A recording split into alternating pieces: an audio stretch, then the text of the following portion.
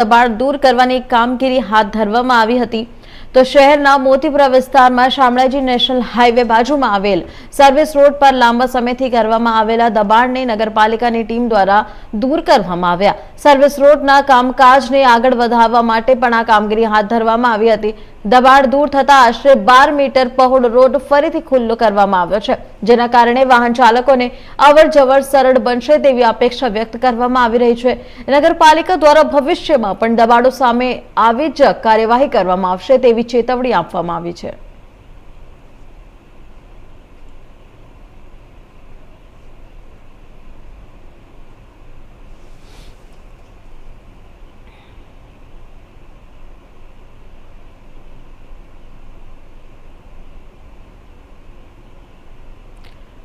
તો Shamlaji national highway પરથી દબાણો હટાવવાની કામગીરી તંત્ર દ્વારા કરવામાં આવી। મોતીપુરા નગરપાલિકાની ટીમે કાર્યવાહી હાથ ધરી છે, જેથી રોડને 12 મીટર પહોળો કરવામાં આવ્યો છે। પહોળો કરવાથી અવરજવરમાં લોકોને સમસ્યાનો સામનો નથી કરવામાં આવી રહ્યા છે।